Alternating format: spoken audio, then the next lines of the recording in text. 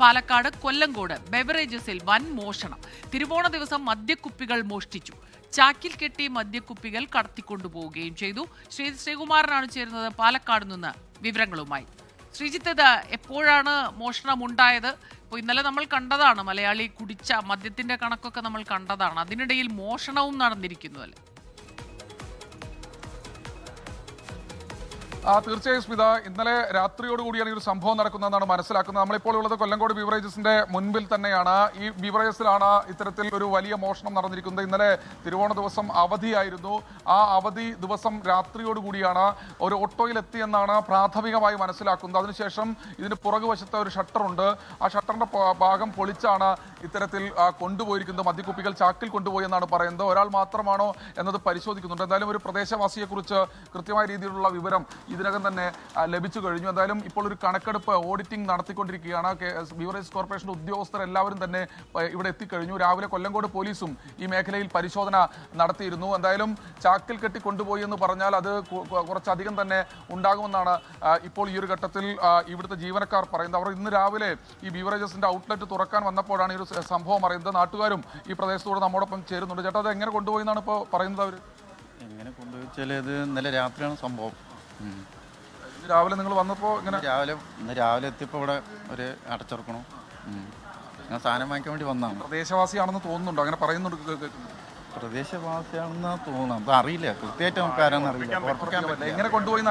ഇത് പുറകുവശത്ത് ഷട്ടറുണ്ടോ? പുറകുവശത്തെ ഷട്ടറിലോ ഷീറ്റ് താത്തിയിട്ടുണ്ട്. പക്ഷെ അതിന്റെ ഉള്ളിൽ കൂടി കയറി വരാനുള്ള ചാൻസ് ഉണ്ട് സംഭവം.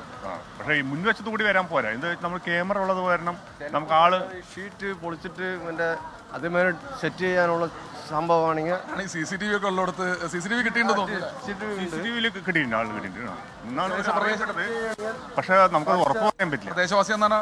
അതെ അതെ, കുറച്ചധികം പോയിട്ടുണ്ടല്ലേ? കുറച്ചധികം പോയിട്ടുണ്ട്. ഒരു 4 ചാക്കോളം പോയിട്ടുണ്ടെന്നാണ് ഒരു ഏകദേശം ഒരു കണക്കിടും.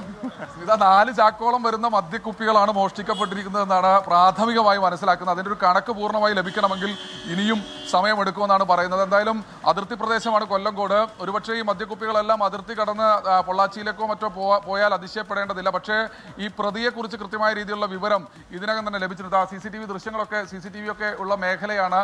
ആ ദൃശ്യങ്ങൾ കൂടി നമുക്ക് വേണമെങ്കിൽ പ്രേക്ഷകർക്ക് കാണിക്കാവുന്നതാണ്. അത്ര ധൈര്യത്തോടു കൂടിയാണ് ഒരാൾ തിരുവോണ ദിവസം ഇവിടേക്ക് എത്തി ബീവറേജസ് കോർപ്പറേഷനിന്റെ ഈ ഔട്ട്ലെറ്റിൽ ഒരു മോഷണം നടത്തിയിരിക്കുന്നത്. എത്ര ചാക്ക്, അതിൽ ഏതൊക്കെ ബ്രാൻഡുകൾ, എത്ര കണ്ട് മദ്യം മോഷണം പോയി എന്നതിനെ കുറിച്ചുള്ള വിവരങ്ങൾ അല്പസമയത്തിനകം തന്നെ ലഭ്യമാക്കാനാകും. കൊല്ലങ്കോട് പോലീസ് എന്തായാലും ഈ കുപ്പിക്കള്ളനെ പിടിക്കാൻ വേണ്ടി തലങ്ങും വിലങ്ങും പായുകയാണ്. അല്പസമയത്തിനകം തന്നെ പ്രതി പിടിയിലാകുമെന്നാണ് പ്രതീക്ഷിക്കുന്നത്.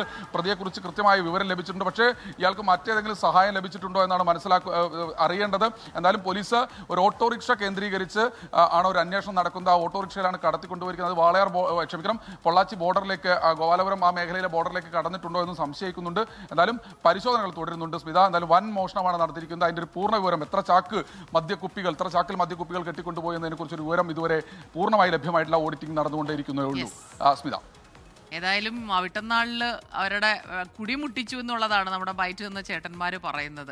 ഇനിയിപ്പോൾ ഈ ദിവസങ്ങളിലൊക്കെ തന്നെ, നാളെ ഇപ്പോൾ ചതയമാണ്, മദ്യം കിട്ടാനുണ്ടാകില്ല. അപ്പോൾ മറച്ചു വിൽക്കുക എന്നുള്ളതാണോ അവരുടെ ഒരു പരിപാടി എന്നൊന്നും അറിയില്ല.